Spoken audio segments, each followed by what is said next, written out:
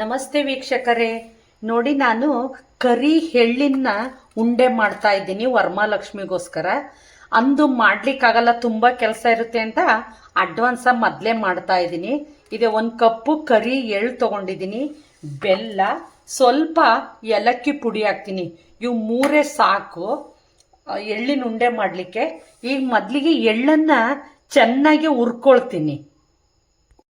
ನೋಡಿ ವೀಕ್ಷಕರೇ, ಈಗ ಸ್ಟವ್ ಆನ್ ಮಾಡಿಕೊಂಡು ಎಳ್ಳನ್ನ ಚೆನ್ನಾಗಿ ಹುರಿತೀನಿ. ಚೆನ್ನಾಗಿ ಹುರಿಬೇಕಿದು.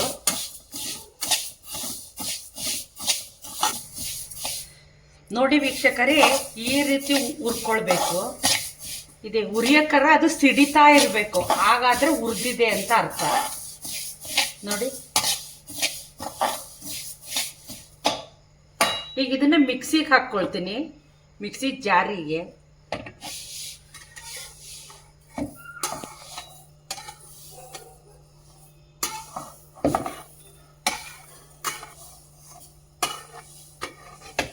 ನೋಡಿ ವೀಕ್ಷಕರೇ, ಈಗ ಇದನ್ನ ಮಿಕ್ಸಿಗೆ ಸ್ವಲ್ಪ ಸಣ್ಣಕ್ಕೆ ಮಾಡ್ಕೊಳ್ಬೇಕು.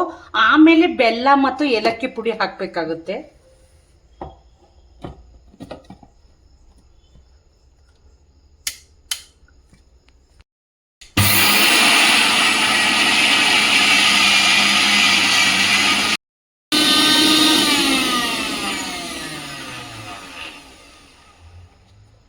ನೋಡ್ರಿ, ಈ ರೀತಿ ಮಾಡ್ಕೊಳ್ಬೇಕು.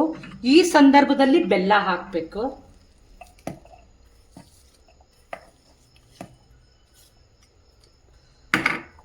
ಏಲಕ್ಕಿ ಪುಡಿನ ಪೌಡ್ರ್ ಮಾಡಿ ಇಟ್ಕೊಂಡಿನಿ, ಅದನ್ನೊಂದು ಸ್ವಲ್ಪ ಹಾಕಬೇಕು.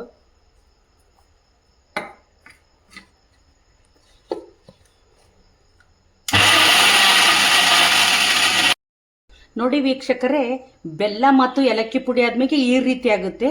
ಈಗ ಇದನ್ನ ಉಂಡೆ ಕಟ್ಟಬೇಕಾಗುತ್ತೆ. ನೋಡಿ, ಒಂದು ಪ್ಲೇಟಿಗೆ ಹಾಕ್ಕೊಳ್ಳಿ.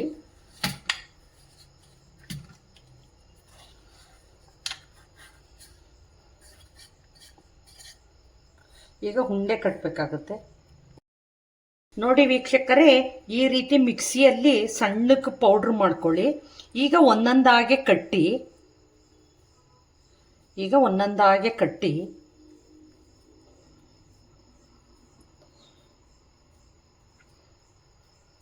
ನೋಡಿ, ಈ ಥರ ಕಟ್ಟಬೇಕು ಒಂದೊಂದಾಗೆ.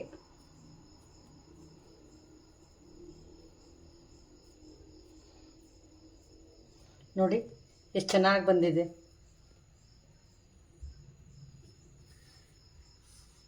ಈ ರೀತಿ ಕಟ್ಕೊಳ್ಳಿ ಎಲ್ಲದನ್ನು. ನೋಡಿ ವೀಕ್ಷಕರೇ, ಎಳ್ಳಿನ ಉಂಡೆ ರೆಡಿಯಾಗಿದ್ದಾವೆ.